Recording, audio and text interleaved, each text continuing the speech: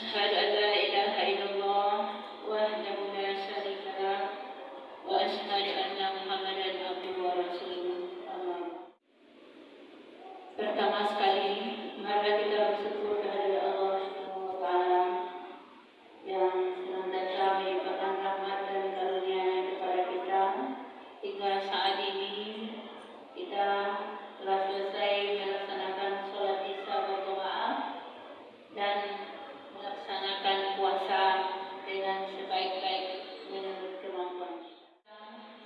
Bersama-sama berselawat kepada Nabi kita Muhammad Sallallahu Alaihi Wasallam. Allahumma salli ala Sayyidina Muhammad wa ala ali Sayyidina Muhammad. Yang sama kita hormati pengurus Masjid Al-Hijrah beserta jajarannya, yang saya hormati Bapak Ibu jamaah tarawih yang hadir pada malam ini, teristimewa pada anak kami pesantren Ramadan, wartawan untuk mencatat ada beberapa orang. Mudah-mudahan mereka ini generasi penerusnya buat masjid kita, dan mari kita sama-sama mendukung anak kita di dalam belajar ilmu Al-Quran dan pesantren. Mudah-mudahan salah satu atau semua dari mereka menjadi mubalighah, menjadi ulama di masjid kita ini. Sebenarnya kita jangan mencari juga keluar ustaz atau ustazah. Dari hari pertama sampai hari sekarang baru satu ini ustaz yang dari Masjid Al-Hijrah. Iya enggak? Enggak. Ada yang lainnya? Baik. Yang alhamdulillah, kayak alhamdulillah. Mudah-mudahan besok kita dari anak kita dari Masjid Al-Hijrah ini yang akan tampil keluar. Kalau Bapak Ibu jemaah tarawih yang berbahagia, kalau ceramah yang akan disampaikan atau tausiah pada Bapak Ibu, mungkin semuanya sudah pada tahu, dan pada mungkin ada yang lebih tahu daripada saya. Semua saya di sini dipanggil untuk bertausiah, berceramah, tapi kita berbicara saja, mengingat, mengulang yang sudah kita ketahui. Bapak Ibu, saya dikasih judul sama pengurus, bagaimana akibat dari perbuatan maksiat. Nah, itu judulnya. Kalau saya berhenti dari judulnya agak berat sedikit, tetapi mari kita sama-sama memahami judul yang tadi. Apa judul tadi? Akibat dari perbuatan maksiat. Kalau kita kaji dari maksiat, semua kita sudah tahu maksiat itu kalau dihitung 1, 2, 3 ada, mungkin tidak terhitung. Sama dengan menghitung nikmat. Karena Allah menciptakan dua, baik dan buruk. Yang buruk itu masuk kepada maksiat, yang baik itu kepada rahmat. Di dalam yang diberi sama Allah pada hambanya cuma 2 jalan, jalan ke surga dan jalan ke neraka. Tidak ada jalan yang ketiga. Apakah ada Bapak Ibu mendengar ada jalan yang ketiga? Tapi kalau di dunia ada jalan ke kiri, ada jalan ke kanan, ada jalan di tengah-tengah. Tetapi untuk akhirat, kalau kita untuk menuju jalan yang diberikan oleh Allah cuma ada 2, jalan ke neraka dan jalan ke akhirat.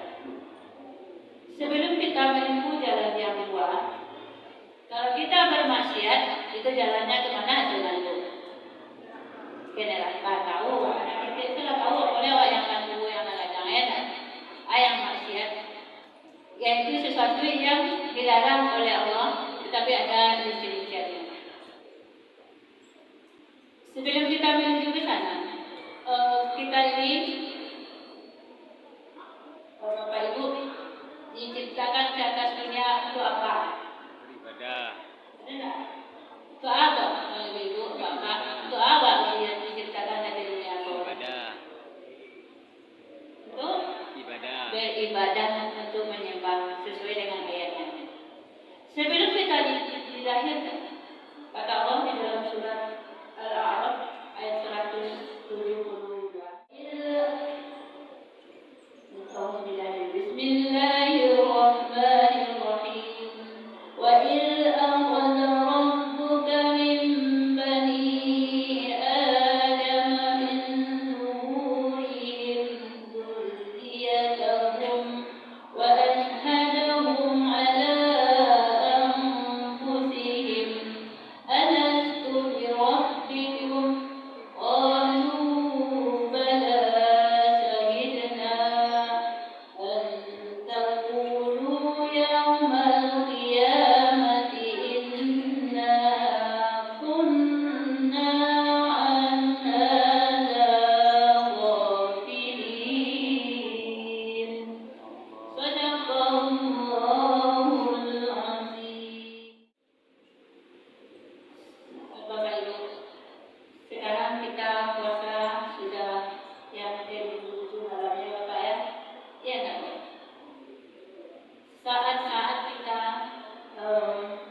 merenung tinggal 3 hari lagi bermunajat kepada Allah di bulan yang berkah ini untuk meminta ampunannya, memberi keberkahan hidup kepada kita. Arti ayat yang tadi.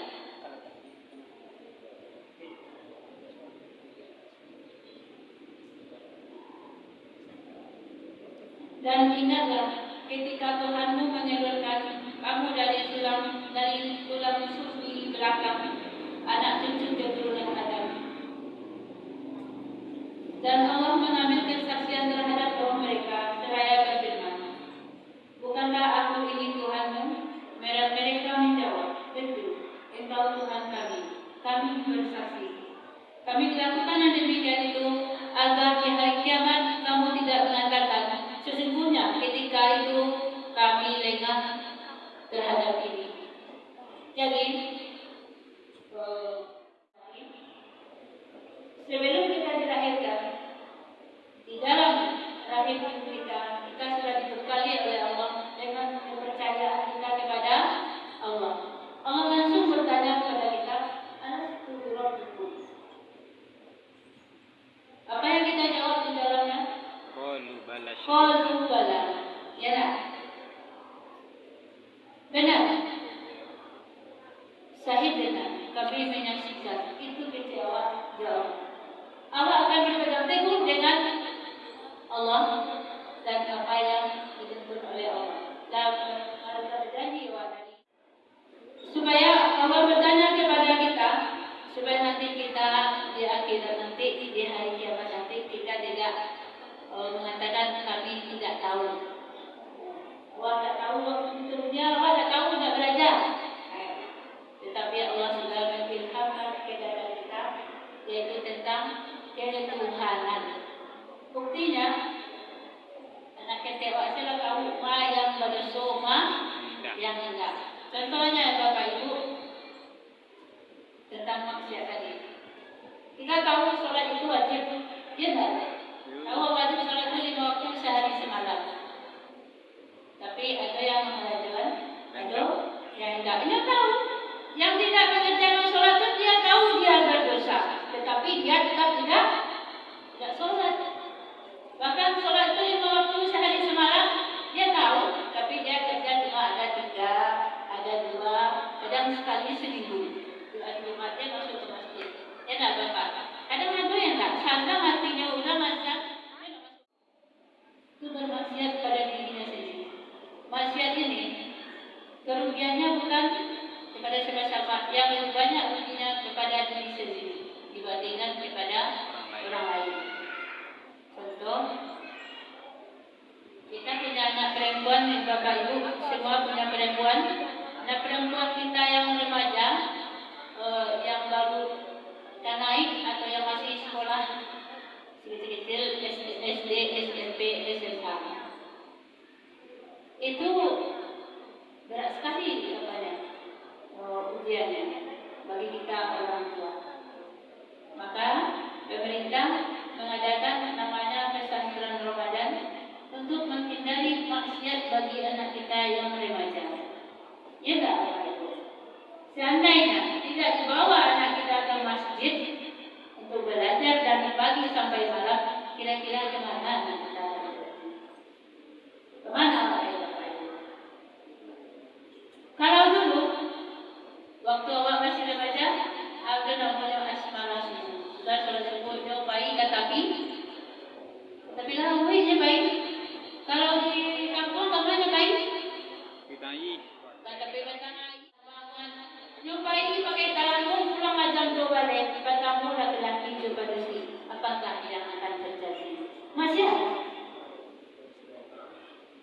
Apa akibatnya? Nanti lagi kita bagi akibat. Secara real saja kita sudah tahu kalau kita punya anak perempuan, dia tampakkan auratnya sama orang. Nah, awak ini kan lebih sangat menjadi auratnya supaya rancak, supaya menarik lawan jenisnya. Dia buka auratnya dari rumahnya juga, terlalu berjilbab, tiba di luar, dia buka. Akibat untuk itu. Saya kira kita tahu semua apa akibatnya untuk anak kita yang membuka aurat apabila dilihatkan sama orang. Siapa yang akan menanggungkannya? Anak kita sendiri. Banyak kita lihat di TV, banyak kita lihat di Facebook, di YouTube. Satu orang, satu kelas memperkosa. Itu SMP. Dan anak kita sudah ditontonkan, disuguhi macam-macam tontonan yang tidak baik, apalagi di zaman sekarang kita memang digiring ke sana. Kalau bang dia awak, dia bawa awak dari Yahudi dan Nasrani, awak ikut kata Nabi. Karena kita tidak tahu. Karena remaja kita, anak-anak kita sekarang digiring untuk ke sana. Sadar kita. Kalau ada orang tua yang tidak setuju anaknya masuk pesantren Ramadan, minta ampun. Tidak Bapak Ibu. Bersyukur kita ada pesantren untuk menghindari anak kita dari yang berbuat maksiat. Yang kedua dari akibatnya tadi, bagi bapak-bapak dan ibu-ibu, sholatnya wajibnya kemana? Ke masjid. Sebagian mengatakan sholat berjamaah di masjid itu wajib, sebagian mengatakan sunat. Seandainya dikatakan oleh Allah di akhirat nanti sholat berjamaah ini wajib di masjid, kita tidak pernah sholat, berarti kita sudah tidak mendengar kata-kata Allah. Apakah kita tahu sholat di masjid tidak berpahala 27 derajat? Tahu. Kita tahu semua, tetapi kita lebih senang sholat di rumah, bahkan lalai kita. Tahu kita, tidak perlu kita diajarkan lagi. Kalau mau dicek di sekolah, dibaca nama manusia itu, dicatat di buku yang kabar, tidak ada kata-kata saking banyaknya. Tapi salah satunya kita kan tahu. Jemaah tarawih yang berbahagia. Apa akibatnya? Yang pertama, kita sebagai umat Islam kita apa? Kitab suci orang Islam apa? Al-Quran. Sebagai orang Islam, apakah kita sudah pintar membaca Al-Quran? Apakah kita sudah bisa membacanya? Bapak Ibu, waktu kita dulu masih kecil sama anak ini, kita diserahkan sama orang tua kita untuk belajar mengaji. Apakah kita sempurna belajarnya? Tidak. Panjang pendek saya akan tahu dulu. Kadang pergi mengaji jauh sampai mengaji bu. Dari siku 10 kilo jalan kaki atau 2 kilo jalan kaki. Tidak ada lampu pakai sudu. Kalau yang dulu ada. Dia lagi pakai lampu pakai mengaji dulu. Pakai Obor, celuk. pakai obor nak. Pakai obor tu pergi garang-garang lo ke masjid. Pergi garang-garang lo ke masjid. Tidak. Kalau awak ketek dulu awak tak main. Ada pak ustaz kita di sekolah. Aku dulu pergi ke masjid bu, batin dulu kau, batin tentang kaki. Ini jadi ulama dia. Jadi kalau ada anak kita yang bergelut,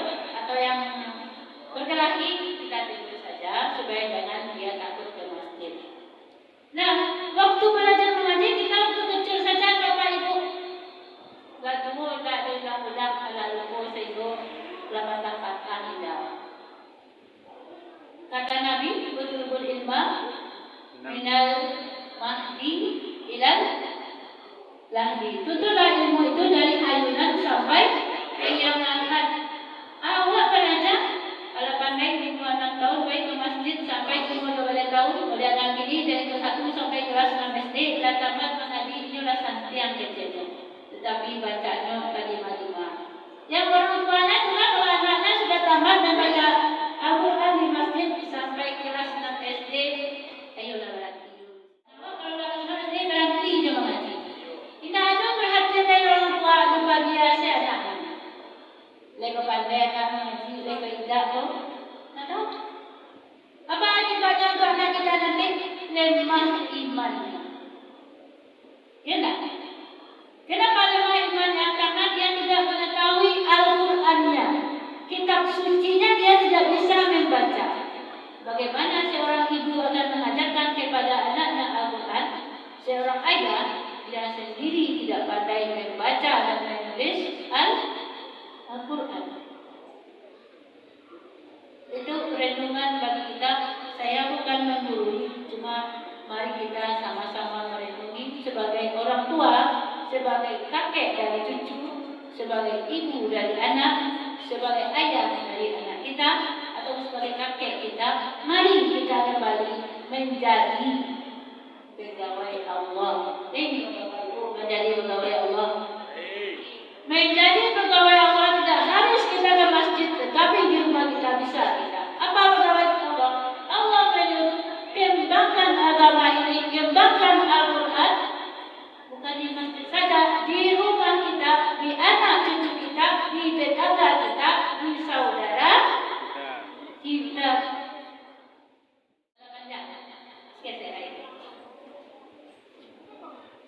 Apa akibatnya? Di dalam surat Al-A'raf ayat 179.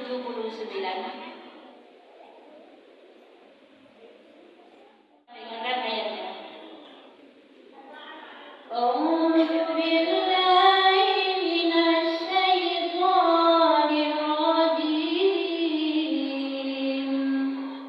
Bismillahirrahmanirrahim. وَلَقَدْ ذَرَأْنَا لِجَهَنَّمَ كَثِيرًا مِنَ الْجِنِّ وَالْإِنسِ لَهُمْ قُلُوبٌ لَّا يَفْقَهُونَ بِهَا وَلَهُمْ أَعْيُنٌ لَّا يُبْصِرُونَ بِهَا وَلَهُمْ آذَانٌ لَّا يَسْمَعُونَ بِهَا أُولَٰئِكَ كَالْأَنْعَامِ بَلْ هُمْ أَضَلُّ أُولَٰئِكَ هُمُ الْغَافِلُونَ صدق الله العظيم. Artinya, dan sungguh akan kami isi neraka jahanam banyak dari kalangan jin dan manusia. Mereka banyak neraka jahanam diisi dengan siapa? Manusia. Dengan jin dan manusia. Di neraka jahanam itu paling banyak diisi oleh jin dan manusia. Siapa itu manusia yang mengisi neraka jahanam itu? Yaitu manusia. Mereka memiliki hati, tetapi tidak dipergunakannya untuk memahami ayat-ayat Allah. Dan mereka memiliki mata, tetapi mereka tidak melihat tanda-tanda kekuasaan Allah. Mereka mempunyai telinga, tetapi dia tidak mempergunakan untuk mendengarkan ayat-ayat Allah. Mereka seperti hewan, bahkan lebih sesat lagi. Mereka itulah orang-orang yang lengah. Itulah akibat dari kita bermanusia. Apa maksud dari ayat itu? Neraka yang paling jahat itu neraka mana? neraka jahanam. Neraka itu ada berapa? Ada 7. Salah satunya neraka jahanam, itu neraka yang paling bawah sekali. Itu paling banyak isinya orang munafik. Ya, orang munafik itu letaknya di neraka jahanam paling bawah. Kalau orang Yahudi dan Nasrani masih ada neraka. Dia ada jelas. Awak manusia apa hidup kalau tidak ada mata orang hidup apa dulu? Ini sawah dia. Kalau mendengar jawabnya, lain lagi orang-orang seandainya mata orang ini bisa melihat ditutup oleh daun sedemat, apa bisa melihat? Tidak. Nah, di sini kita tahu.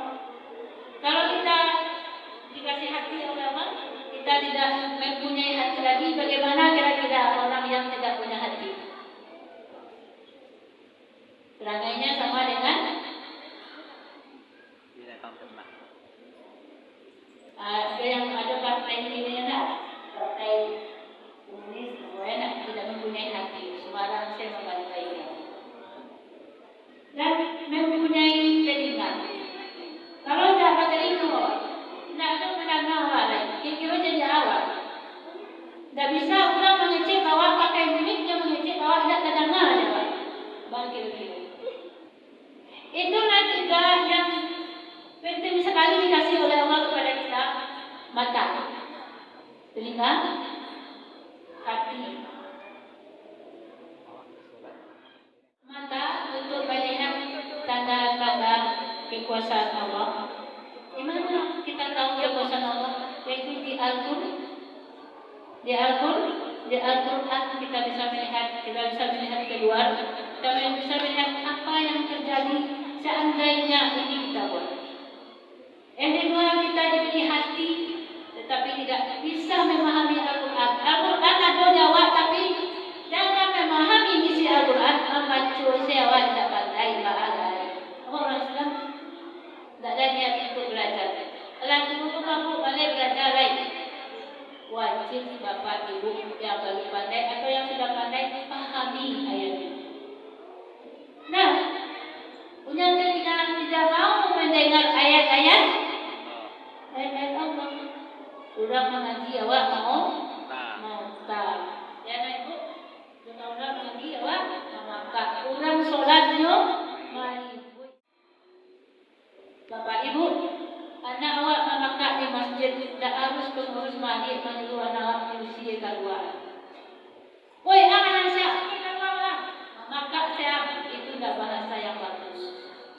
Kalau kita orang punya orang tua atau kakek dari anak kita atau nenek dari anak kita, ibu dari anak kita, ayah dari anak kita, kalau anak awak lah memakai di masjid, awak yang ngajarkan tunggu Ramadan dan mari di masjid malu apa? Malu nenek, malu kakek, anak-anak ibu saja yang disambut. Kalau ada orang tua perhatian, tidak ada anak yang memakai di masjid dong. Ya dah dong. Kalau lagi perhatian orang tua, lagi perhatian yang bersangkutan atau bersama kita mendidik anak kita, tidak ada yang kata jadi anak mari di masjid. Kalau rajin anak awak ke masjid lagi, kadang-kadang bicara awak bapak ibu tidak melakukan belajar, mungkin awak rasa paham, kamu sukai. Kalau yang benar itu datang dari Allah, yang salah itu datang dari Allah. Kalau ada kata-kata awak yang saya yang tidak berkenan atau menyinggung perasaan, bukan saya sengaja untuk itu. Karena sekarang kita bulan penuh berkah, bulan yang untuk ampunan, untuk mengingat dosa kita dan mengingat kesalahan kita. Mari sama-sama kita minta ampun kepada Allah. Wabillahi taufiq wal hidayah. Wassalamualaikum warahmatullahi wabarakatuh. Waalaikumsalam warahmatullahi wabarakatuh.